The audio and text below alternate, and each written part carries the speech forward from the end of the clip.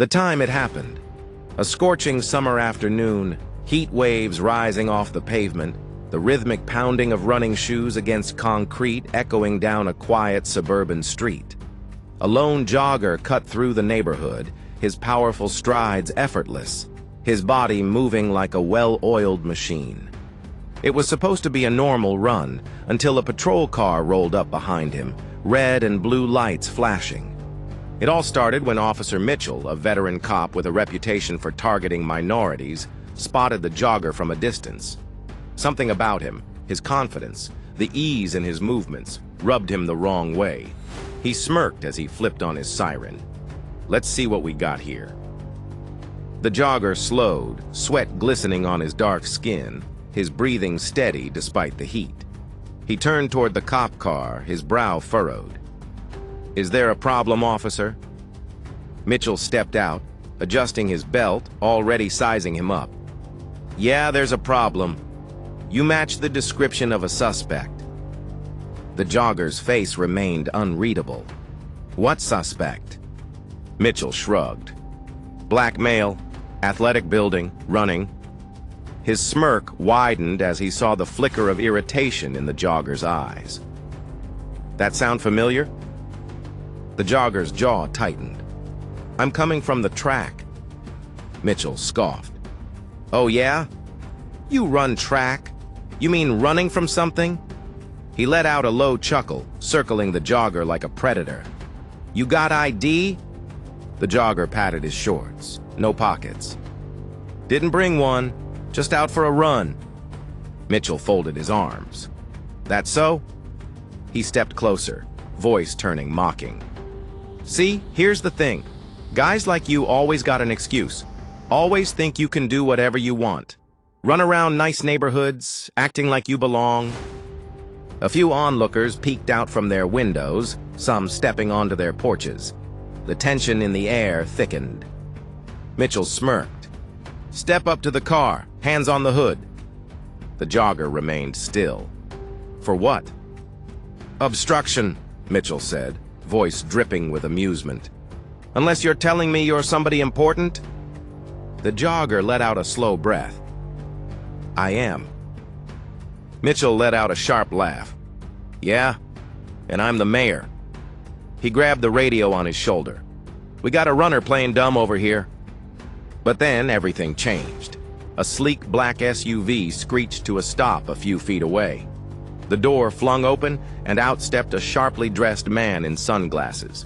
He moved with the confidence of someone who commanded authority. "Officer," he called, his voice cutting through the tension. "Is there a problem with Mr. Davis?" Mitchell frowned, his smirk fading slightly. "Who are you?" The man smirked. "His agent." Mitchell's stomach sank. His eyes flicked back to the jogger, the name suddenly clicking in his mind. Jalen Davis. A chill ran down his spine. The same Jalen Davis who had dominated last year's Olympics, the fastest man in the country, the sprinter who had made international headlines, breaking records and leaving competitors in the dust. Mitchell's mouth went dry. Davis tilted his head. "Still think I don't belong." Phones were out. People were recording. The crowd was growing. The agent's smirk didn't fade. "I'd love to call the mayor about this. Or maybe your chief. See how they feel about an officer harassing an Olympic champion." Mitchell opened his mouth, but no words came out. He had made a mistake, a big one. But the nightmare was only beginning. Because what happened next changed everything. Within minutes, the video was uploaded online. It went viral instantly. The headline, "Olympic gold medalist harassed by racist cop." Mitchell's face was everywhere. Social media erupted. Celebrities, politicians, even sports legends chimed in. Imagine training your whole life to be the best, only to get stopped for running while black. This is why we say systemic racism is real.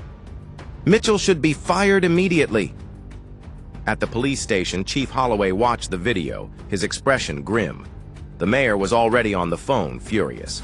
"Handle it," he snapped before hanging up. When Mitchell arrived at the station, Holloway was waiting. "In my office, now!" Mitchell's pulse pounded. He shut the door behind him. "Chief, listen, this is..." "What the hell were you thinking?" Holloway slammed his fist on the desk. "An Olympian, Mitchell? On camera?" Mitchell clenched his jaw. "How was I supposed to know?" "That's the problem. You didn't know, you assumed. And now we have a damn PR crisis." Holloway ran a hand down his face. "The mayor wants you suspended, and if Davis presses charges, you're done." Mitchell's stomach twisted. "Chief, you can't..." "I can," Holloway snapped, "and I will." Mitchell gritted his teeth. "So that's it? You're throwing me under the bus?" "No, Mitchell," Holloway said, voice cold. "You threw yourself under." That night, Mitchell couldn't sleep. His name was being dragged through the mud. He couldn't go online without seeing thousands of people demanding he be fired. His family was embarrassed. Even some of his fellow officers were distancing themselves. But the worst part? Jalen Davis wasn't done. The next day, he called a press conference. Cameras flashed as he stepped up to the podium, dressed in a sharp navy blue suit. His gold medal glimmered against his chest. He looked straight into the cameras. "This isn't just about me," he said, voice steady. "This is about every black man who's been stopped for looking suspicious. Every person who's been treated like a criminal just for existing. I'm lucky. I have a platform. But what about those who don't?" The crowd murmured. Reporters scribbled notes. "I could have let this go," Davis continued. "But I won't. Not this time." He turned to the cameras. "Officer Mitchell, you thought you could humiliate me. You thought you could make me feel small." He lifted his medal. "But you just reminded the world why I run to win." The press conference exploded. The clip hit millions of views within hours. And Mitchell? His worst fear came true. He was fired. But his story wasn't over. Because what happened next was even worse. Just days after the incident, as the world continued to drag Officer Mitchell's name through the mud, he had lost his job, his reputation, and any hope of salvaging his career. But what happened next? That was worse than he ever imagined. Mitchell tried to lay low, but the world wouldn't let him. The video kept spreading. News outlets dissected his every move. Former colleagues distanced themselves. The police union refused to fight for him. The department released a statement calling his actions unacceptable. At home, his wife barely spoke to him. His kids ignored him. He could feel their embarrassment, the way they avoided his eyes. It wasn't just strangers tearing him apart. It was his own family. His name had become synonymous with everything people hated about bad policing. A GoFundMe started by his so-called supporters barely raised $500 before getting flooded with angry comments. And then, the death threats started.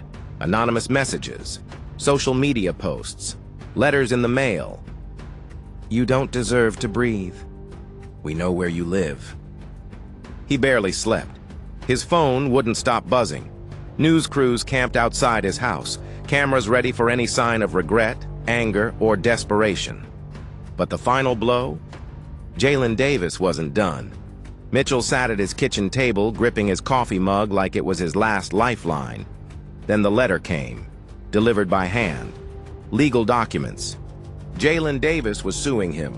Defamation, harassment, wrongful detainment.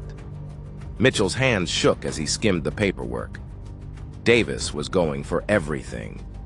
Mitchell slammed the papers down. "This is a joke." His wife stared at him, arms crossed. "Is it?" He felt his stomach churn. Davis had money. Lots of it. Olympic sponsorships, brand deals, endorsements. He wasn't just suing to win, he was suing to ruin him. Mitchell called his lawyer. The response? "You don't have a case." If Davis wanted, he could drag this out for years, bleed Mitchell dry in court. And given the public outrage, no judge would side with him. He was trapped. And Davis knew it.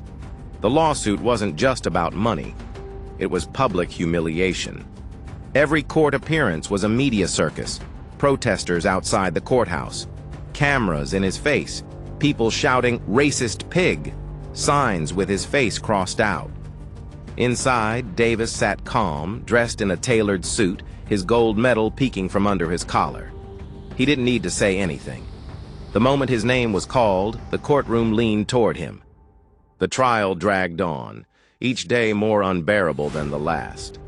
Davis's lawyers painted a picture of a broken system, a racist cop who thought he could bully an innocent man just for running. Mitchell's side, weak. He had no defense, no excuses, no way to spin what the world had already seen. When the verdict came, it wasn't a surprise. Mitchell lost, ordered to pay $1.5 million in damages, money he didn't have. And Davis? He didn't look at him once. The message was clear. Mitchell wasn't just defeated, he was erased. After the trial, Mitchell was officially ruined. The police force blacklisted him.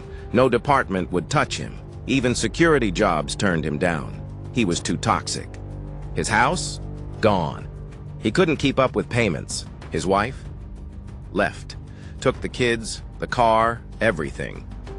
Mitchell was alone. One night, he sat in a cheap motel room staring at himself in the mirror. The man who had once worn a badge, who had mocked a man just for running, was now a nobody. No job, no home, no future. And then, the final humiliation. A fast food restaurant. "You hiring?" Mitchell asked, swallowing his pride. The manager looked him up and down. Recognition flashed in his eyes. A smirk. "Aren't you that cop from the video?" Mitchell stiffened. "I just need a job." The manager chuckled. "Flipping burgers? Man, that's tough." Mitchell's fists clenched, but he had no choice. The job, minimum wage, the uniform, a paper hat, and a grease-stained apron. And the worst part? One night, he looked up from the register and saw Jalen Davis walk in. Davis didn't even blink, just ordered his food, swiped his card, and left. Didn't say a word, didn't even acknowledge him. And that was the moment Mitchell knew. He hadn't just lost, he had been erased.